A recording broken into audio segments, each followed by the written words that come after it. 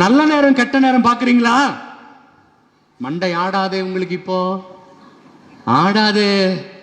Father நல்ல நேரத்தில் தான் ஃபாதர் தாலி கட்டணும். அப்புறம் ஏங்க மாசம் 15,000 டைவர்ஸ் கேஸ் மெட்ராஸ் ஹைகோர்ட்ல ஃபைல் ஆகுது? எத்தனை கேஸ்? 15,000 divorce case. எல்லாமே நல்ல நேரத்தில் கட்டினது தானங்க. ஏங்க டைவர்ஸ் ஆகுது? புரிந்து கொண்டு விட்டு கொடுத்து கடவுள் பயத்தோடு வாழ்கிற குடும்பம் தான் நிலைக்கும். நல்ல நேரத்தில் தாலி கட்டினா நிலைக்காது. முகூர்த்த நாள் பாக்குறியா? வாயை திறக்க மாட்டீங்கன்னு எனக்கும் தெரியும், உள்ள குத்தம்.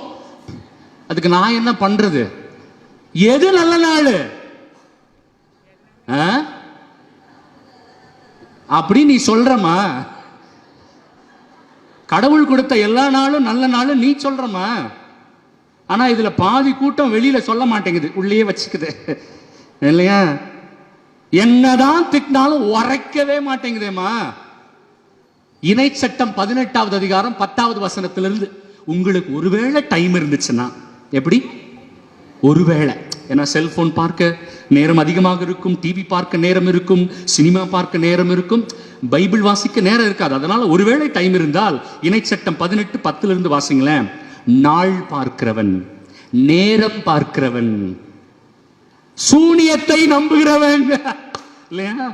இப்ப நிறைய பந்தேகோஸ்தக்காரன் கிளம்பிட்டான், நம்ம கேத்தலிக் சர்ச்சுக்குள்ளே கிளம்பிட்டானுங்க. நீ ஏன் தெரியுமா? நல்லால உன் பக்கத்து வீட்டுக்காரன் சூனியம் வச்சுட்டான். காலையில வெளியில வந்து பாத்தி எலுமிச்சம்பழம் இருந்துச்சா? ஆமா சாமி. தயவு செய்து எடுத்து வந்து சாமிநாதன் தந்தையிடம் கொடுத்து விடுங்கள். வெயிலில் எங்களுக்கு எலுமிச்சம்பழம் கிடைப்பது கிடையாது. ஜூஸ் போட்டு குடிக்க வாய்ப்பு வசதியாக இருக்கும். சூனியத்தை நம்புகிறவன், மந்திரங்களை நம்புகிறவன் உங்களிடையே இருக்கக்கூடாது. நாள் பார்க்கிறவன், நேரம் பார்க்கிறவன், ஜோசியத்தை நம்புகிறவன், இவர்கள் எல்லாரும் கடவுளுக்கு அருவருப்பானவர்கள். கவனிச்சிங்களா அந்த வார்த்தைய?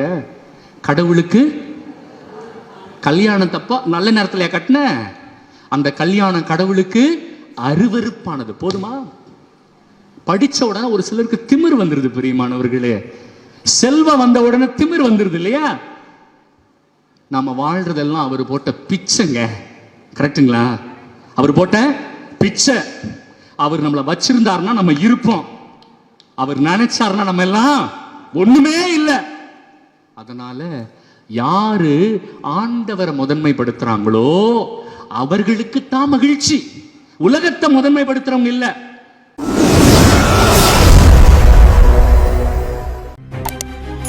செய்திகளை உடனுக்குடன் தெரிந்து கொள்ள உங்கள் கரம் டிவியை சப்ஸ்கிரைப் செய்யுங்கள்.